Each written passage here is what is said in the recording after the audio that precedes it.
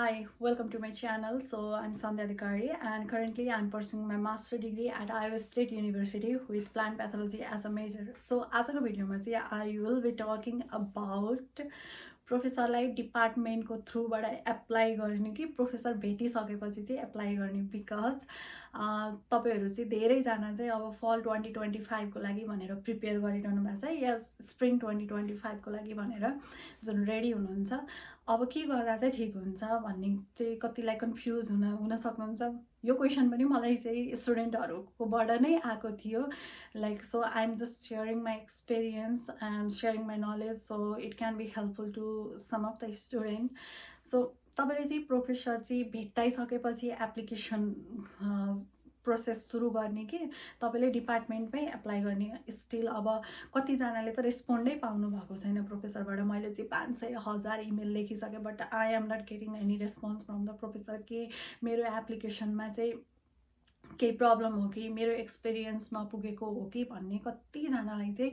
अब भनौँ न सेल्फ तपाईँहरू चाहिँ डिमोटिभेट भइरहनु भएको छ भनेदेखि चाहिँ this video is for all of you तपाईँहरूले चाहिँ केही इन्फर्मेसन लिन सक्नुहुन्छ भनेर चाहिँ मैले यो भिडियो बनाएको छु सो प्रोफेसरबाट रेस्पोन्स आएन अरे अब के गर्ने त वाट नेक्स्ट अब फेरि कुर्ने अर्को उसको लागि या अरू कन्ट्रीको लागि एप्लाई गर्ने या what can be any other alternatives के गर्ने त भन्ने तपाईहरु कन्फ्युज हुनुहुन्छ भनेदेखि just leave your confusion so मैले यहाँ बुझे अनुसार चाहिँ सो युएस को different state university land grant university छ भनेदेखि चाहिँ त्यो युनिभर्सिटीमा पक्कै पनि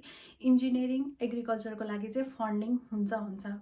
त्यही भएर चाहिँ मैले चाहिँ मेरै एप्लिकेसन चाहिँ सेयर मैले अलरेडी मेरो आफ्नो एक्सपिरियन्स भिडियोमा सेयर गरिसकेँ मेरै एप्लिकेसन पनि मैले एकजना प्रोफेसरलाई पठाएको मेरो एक्सेप्टेन्स अर्कोजना प्रोफेसर भयो because he has the project जुन चाहिँ मैले अलरेडी काम गरिसकेको थिएँ त्यो प्रोजेक्ट चाहिँ सिमिलर प्रोजेक्ट थियो त्यही भएर चाहिँ ही टुक मी भनौँ न उहाँले चाहिँ मलाई अफर गर्नुभयो to become my mentor or advisor हैन मास्टर प्रोग्रामको लागि so he just reach out to me पहिला मैले अर्को प्रोफेसरलाई गरेको थिएँ देन अर्को प्रोफेसरले मलाई रेस्पोन्ड गर्नु हाउ दिस ह्यापन कसरी के हुँदो रहेछ भन्दाखेरि चाहिँ मेरो एप्लिकेसन चाहिँ यस डिपार्टमेन्टमा सर्कुलेट भएको रहेछ सो डिपार्टमेन्टमा सर्कुलेट हुँदाखेरि चाहिँ जो प्रोफेसरसँग फन्डिङ छ उहाँ प्रोफेसरले चाहिँ लिनुभयो र जो प्रोफेसरलाई चाहिँ मेरो एप्लिकेसन चाहिँ इम्प्रेसिभ लाग्यो so I can add some value to some project भन्ने लागेछ भने चाहिँ उहाँले लिनुहुन्छ सो त्यसरी लिनुभएको रहेछ सो त्यही भएर चाहिँ if you are not getting response हैन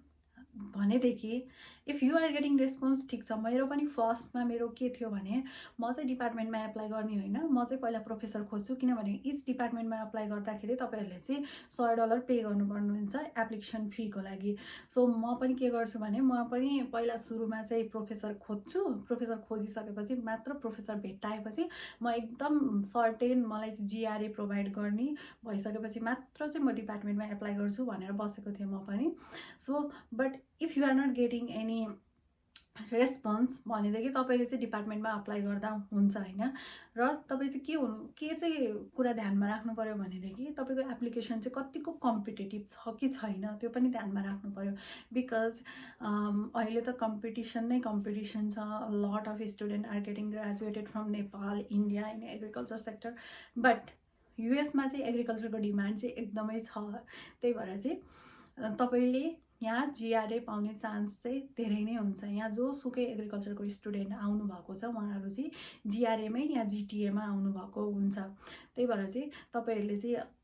स्योर हुनुहुन्छ तपाईँहरूको एप्लिकेसनमा लाइक मेरो एप्लिकेसन चाहिँ कम्पिटेटिभ छ भन्ने जस्तो लाग्छ भने चाहिँ गो फर द डिपार्टमेन्टमा कसरी जाने त भन्दाखेरि तपाईँले डिपार्टमेन्टमा डिफ्रेन्ट प्रोफेसरहरूको चाहिँ रिसर्च तपाईले चाहिँ हेर्न सक्नुहुन्छ र जुनले चाहिँ तपाईलाई अलिकति भनौँ न किनभने तपाईले एप्लिकेसन गर्दाखेरि चाहिँ त्यहाँ एकजना दुईजना फ्याकल्टी मेम्बरको नाम लेख्नुपर्ने एउटा सेक्सन हुन्छ र त्यो सेक्सनमा चाहिँ तपाईले कोही प्रोफेसरको लेखिदिनु भयो भनेदेखि चाहिँ तपाईको एप्लिकेसन सबमिट हुन्छ र सबमिट भइसकेपछि डेडलाइन जुन क्रस भइसकेको हुन्छ त्यो क्रस भइसकेपछि तपाईको एप्लिकेसन चाहिँ इफ त्यो प्रोफेसरसँग फन्डिङ छ र तपाईको इम्प्रेसिभ छ application you have some skills you have some experience भनेदेखि तपाईले चाहिँ जेस पाउनुहुन्छ प्रोफेसर र इफ तपाईँको स्किल राम्रो छ, तपाईँसँग चाहिँ जे होस् एक्सपिरियन्सहरू छ भनेदेखि चाहिँ तपाईँको एप्लिकेसन चाहिँ सर्कुलेट हुँदै गर्दाखेरि चाहिँ कुनै प्रोफेसरले पिक गर्ने चान्स चाहिँ एकदम धेरै हुन्छ। त्यही भएर चाहिँ डेडलाइन आइसकेको छ भनेदेखि चाहिँ जस्ट 5-6वटा युनिभर्सिटी चाहिँ सेलेक्ट गरेर राख्नु। त्यो सेलेक्ट गरेर राखेर चाहिँ अब भनौँ न एउटा युनिभर्सिटी गर्दा तपाईँको $100 लाग्छ,